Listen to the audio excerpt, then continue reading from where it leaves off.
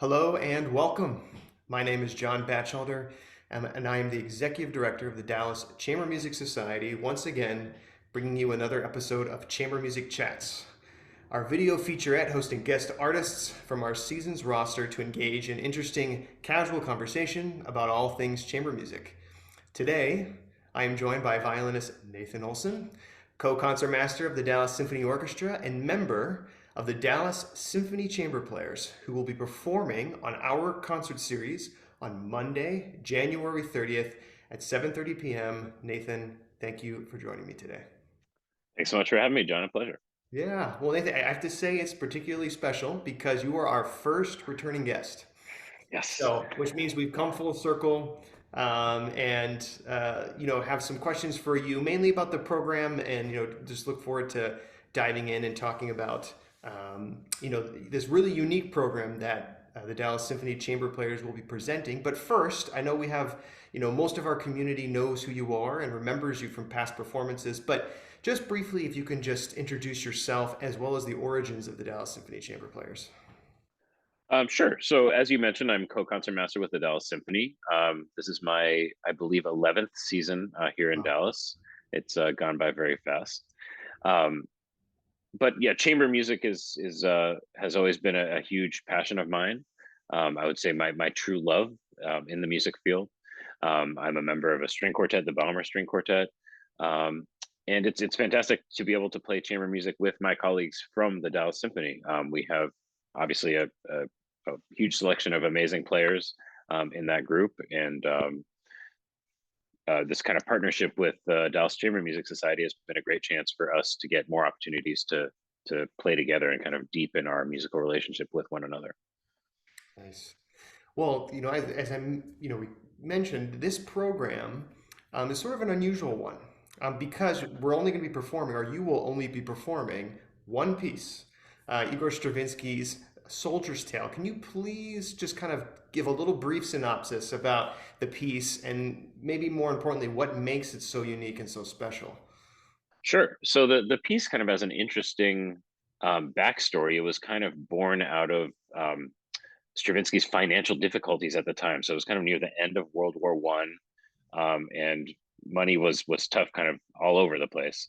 Um, and so this piece, or the instrumentation of this piece specifically, kind of came about by kind of trying to make the smallest possible chamber orchestra. So he basically took two instruments from each family. So you have two string instruments, violin and bass, two woodwinds, clarinet and bassoon, and two brass, trumpet or cornet, and trombone, and then percussion in addition to that. So seven total players with these kind of widely varied seven instruments. Stravinsky was able to get kind of the widest possible range of kind of tonal and timbral colors.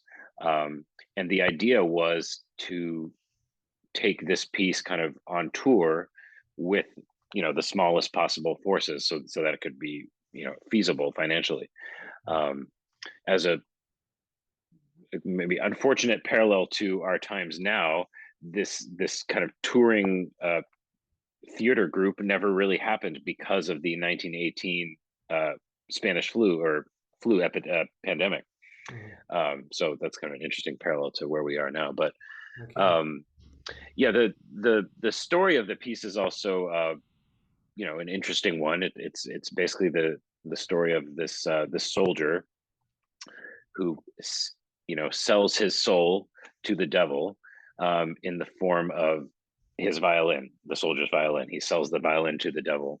Um, in exchange for like a book that's supposed to tell him the future, and there's also sorts of various interactions and transactions between the soldier and the devil throughout the course of the tale, but um, you kind of feel that inevitably the devil is going to win in the end, which is what happens.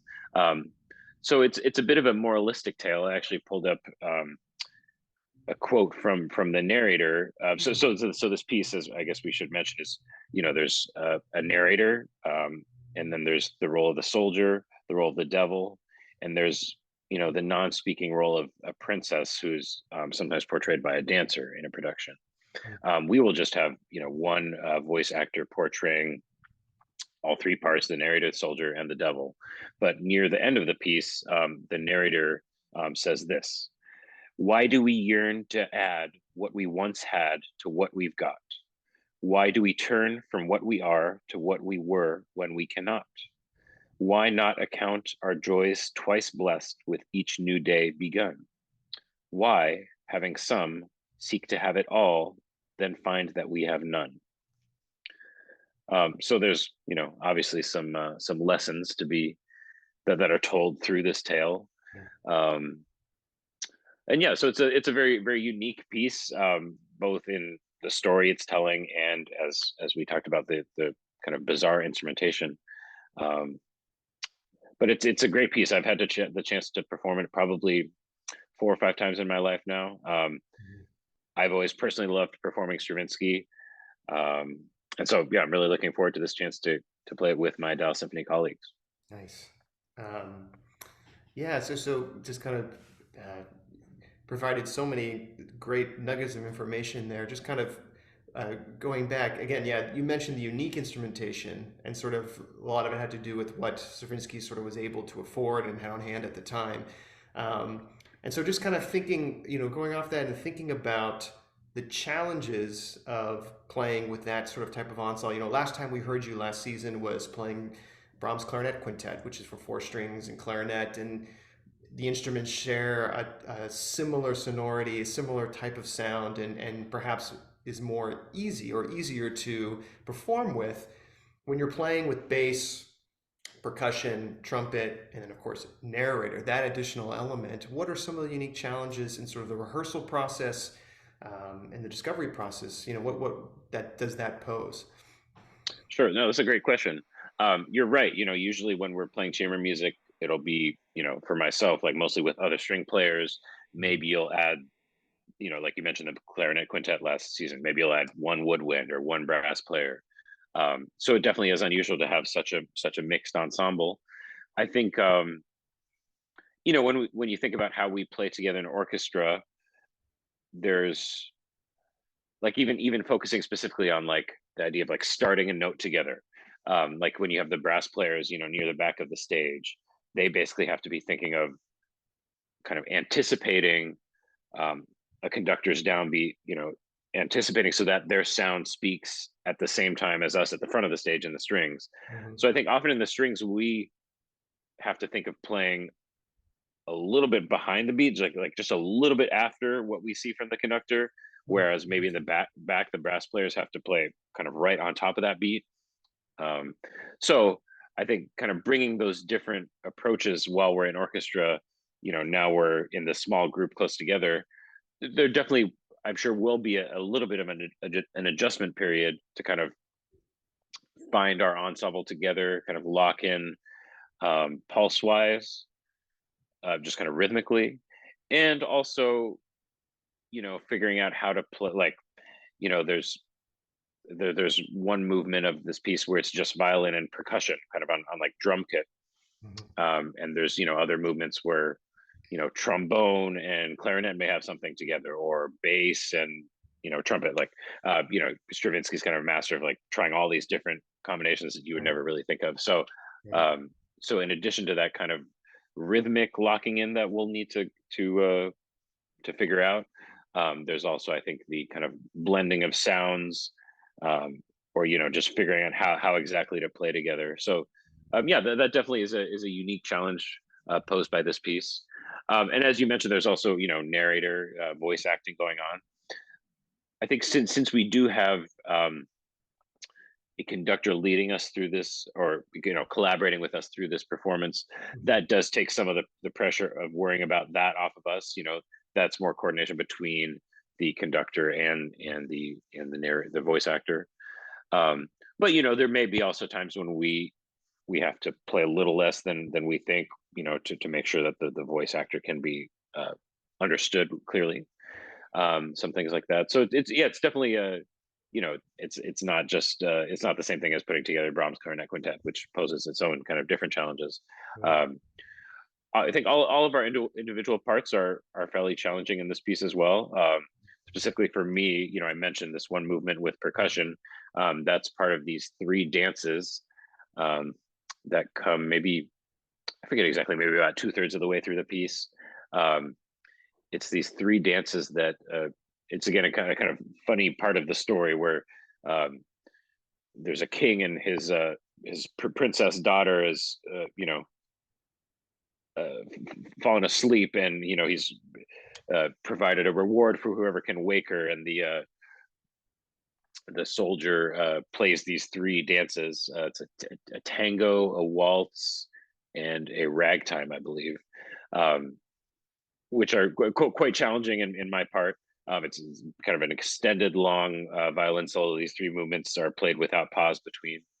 Um, so yeah, we definitely each have our own challenges, but as you kind of hinted at, it's definitely also a challenge to bring everything together and um, feel that we're unified as a group with all these different instruments together on stage, which is kind of one of the benefits of this partnership.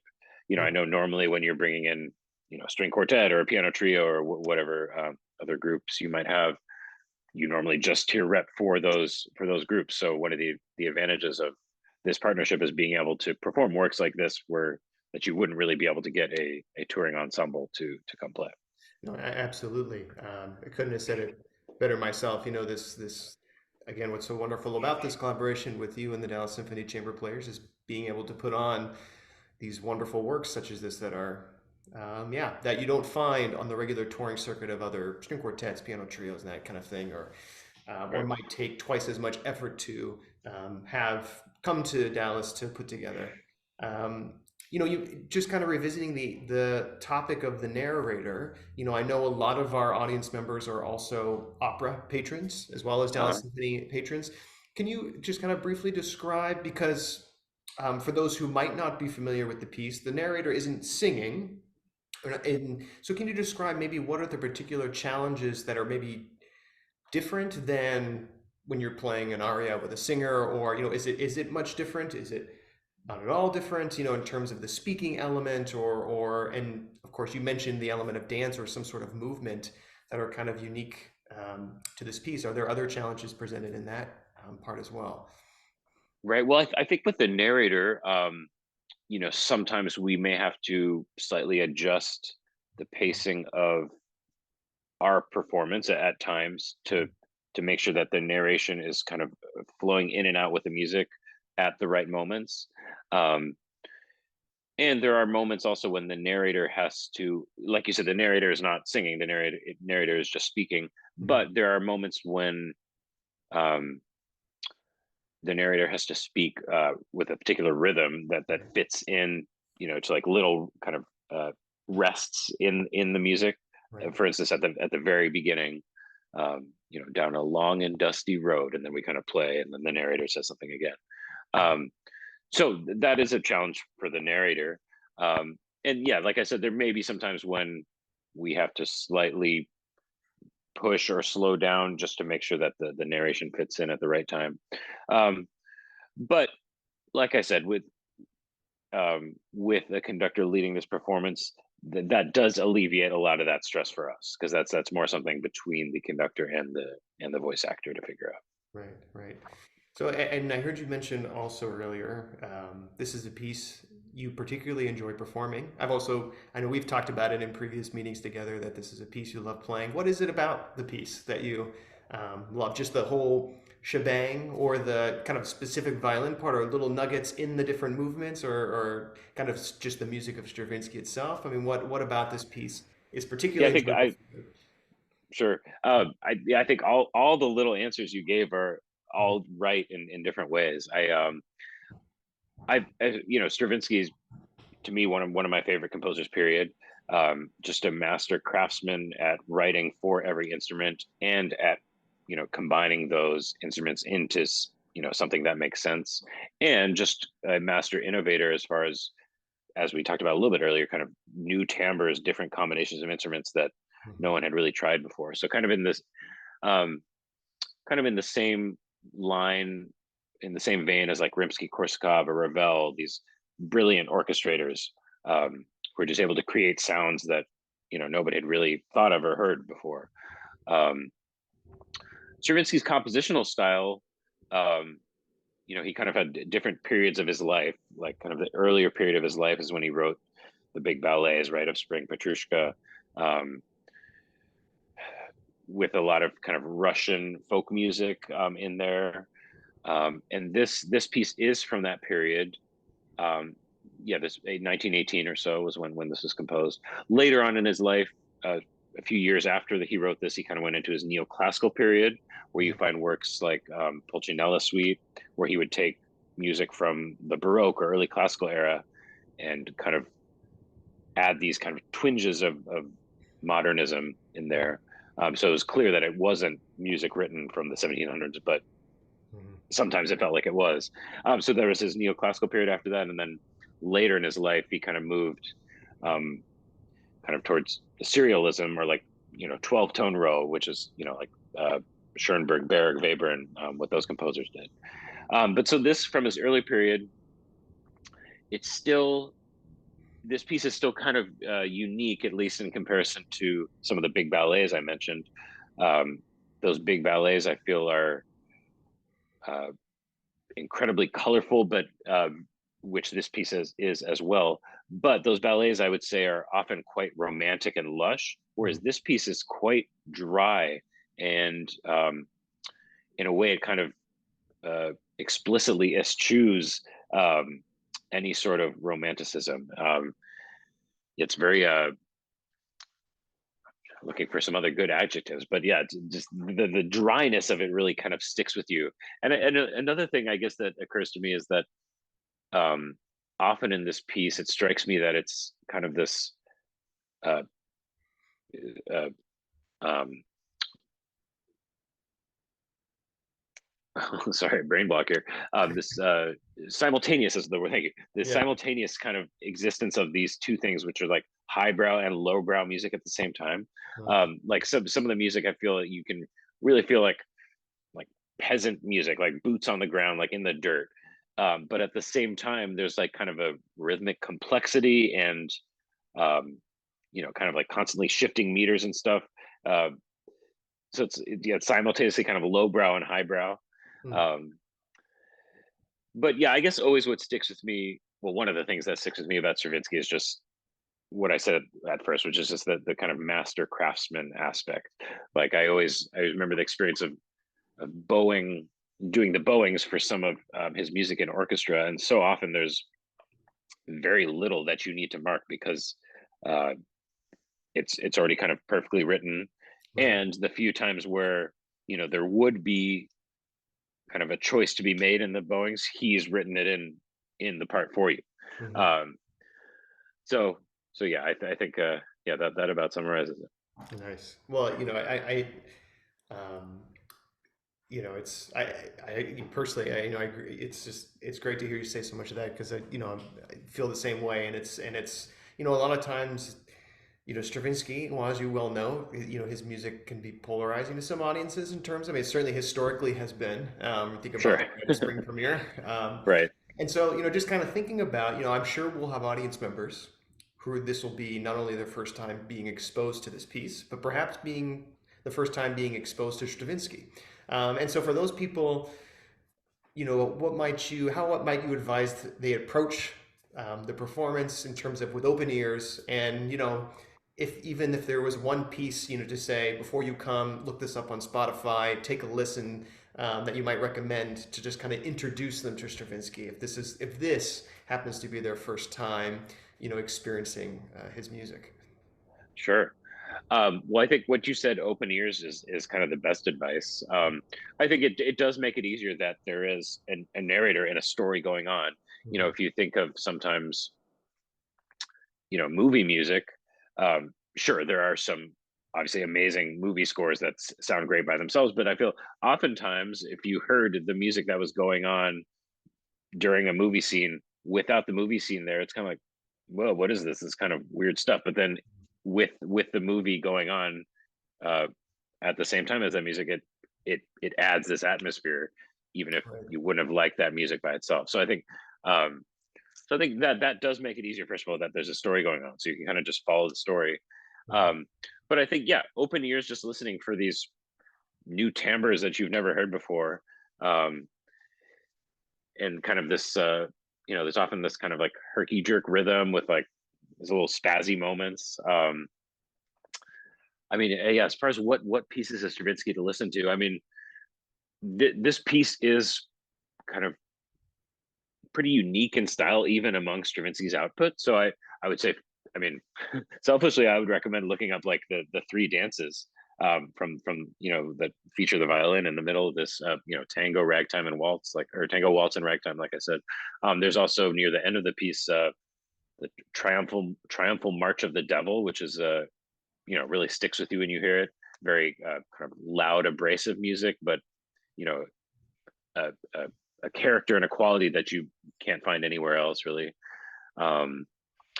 But yeah, I mean, if you want to listen to some other Stravinsky, yeah, those early ballets are unbeatable. Firebird has always been one of my favorites. The suite version of like the orchestral suite version of the Firebird that we get to play in orchestra is absolutely sublime and gorgeous.